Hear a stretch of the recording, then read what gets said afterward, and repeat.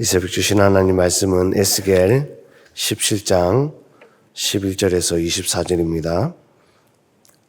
에스겔 17장 11절에서 24절 우리 한 절씩 읽고 마지막까지 읽습니다. 제가 먼저 읽습니다. 여호와의 말씀이 또 내게 임하여 이르시되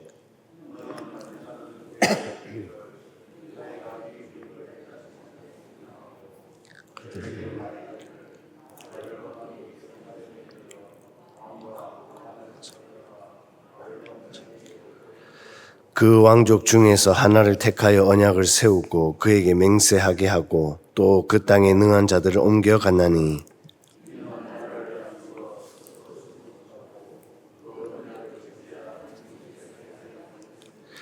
그가 사절을 애굽에 보내 말과 군대를 구함으로 바벨론 왕을 배반하였으니 형통하겠느냐? 이런 일을 행한 자가 피하겠느냐? 언약을 배반하고야 피하겠느냐?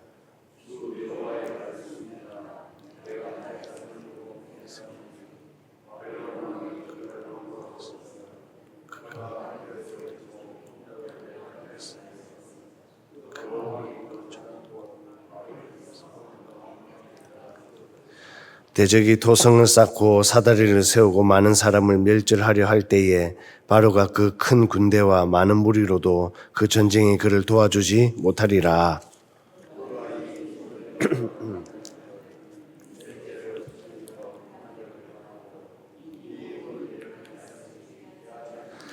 그러므로 주 여호와의 말씀이니라. 내가 나의 삶을 두고 맹세하노니 그가 내 맹세를 업신여기고 내 언약을 배반하였은즉 내가 그 죄를 그 머리에 돌리되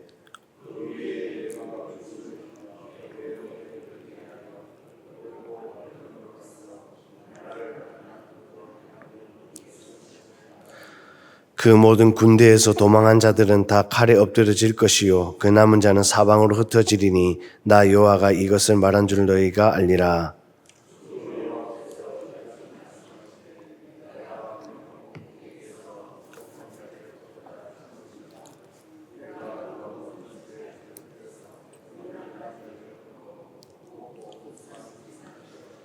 이스라엘 높은 산에 심으리니 그 가지가 무성하고 열매를 맺어서 아름다운 백향목이 될 것이요 각종 새가 그 아래에 깃들이며 그 가지 그늘에 살리라.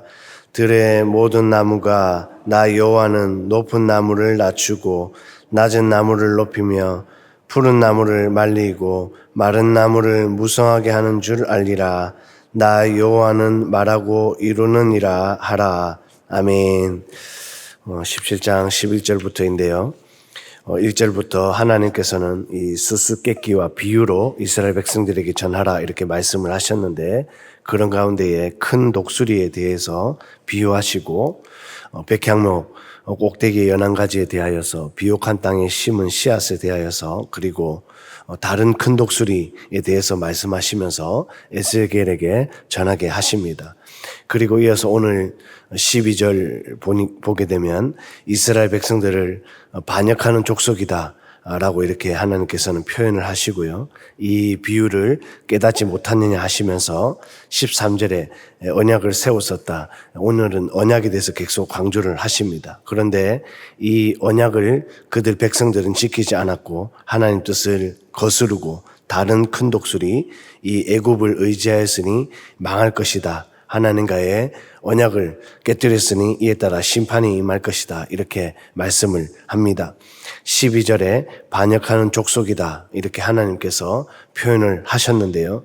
처음에는 백성이요, 자녀요, 아들이요 그렇게 애지중지로 표현을 하셨는데 이제는 반역하는 족속이다.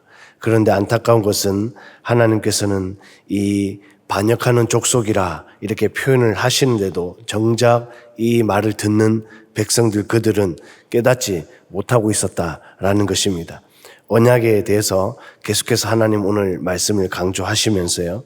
하나님과의 약속, 이미 지키지도 못할 그 언약의 약속, 그럼에도 하나님께서는 언약을 통하여서 백성이요, 자녀요, 아들 되는 이 백성들을 끝까지 사랑하셨다. 그런데 이스라엘 백성들은 이 유다 백성들은 이 언약을 지키지도 못했다라는 겁니다. 하나님을 의지하지 않았고요. 의지한다고 하면서도 다른 것 의지했고요. 예배에 소홀히 하고 나누는 사랑 실천하지 않고요. 결국에는 결정적인 순간이 오자 하나님을 의지하는 것이 아니라 이 애굽 사람의 눈으로 판단하고 의지하는 그런 하나님의 언약을 깨뜨리는 신앙이 되어버렸다라는 겁니다.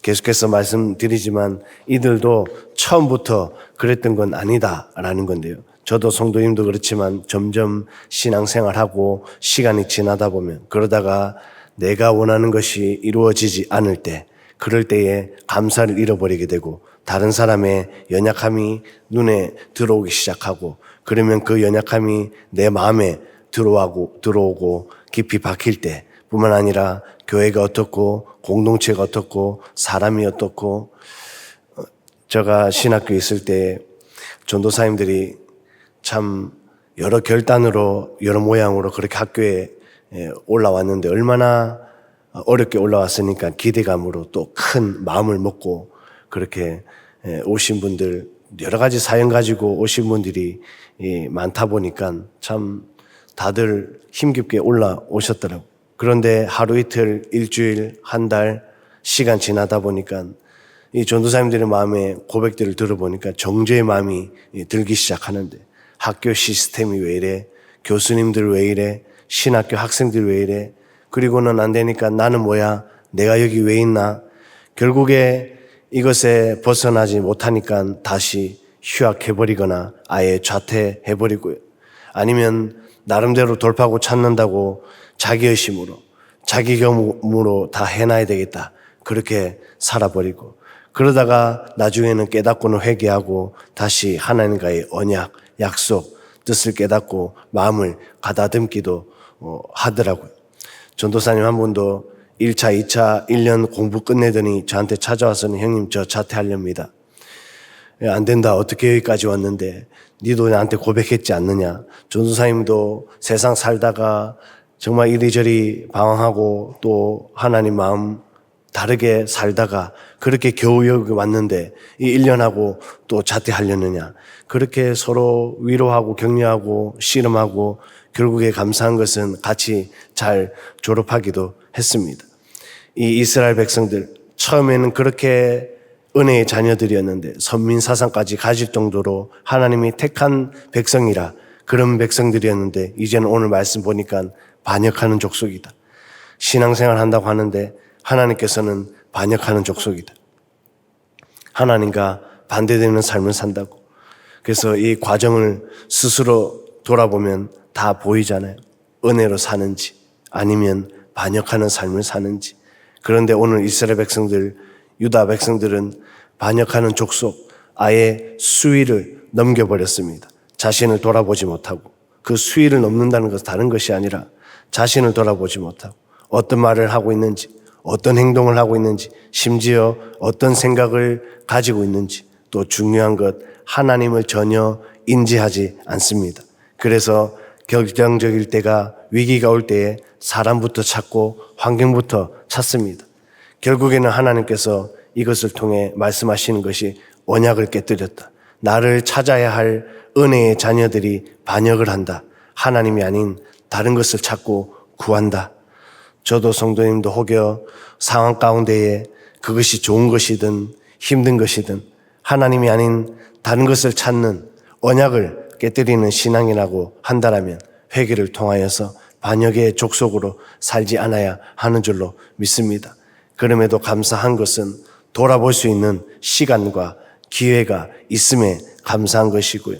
나를 하루하루 계속해서 돌아보며 주어진 것에 하나님의 뜻으로 살아낼 때에 하나님께서 기뻐하시고 도우시고 때에 맞게 선하게 이끌어 가신다라는 것입니다. 하루도 살아가실 때에 언약을 깨뜨리는 반역의 족속의 그런 신앙으로 사는 것이 아니라 하나님 은혜로 오늘도 살아갑니다. 고백하는 하루, 그래서 하나님의 뜻을 구하며 나아가는 귀한 한 날 되시기를 주님의 이름으로 축복합니다.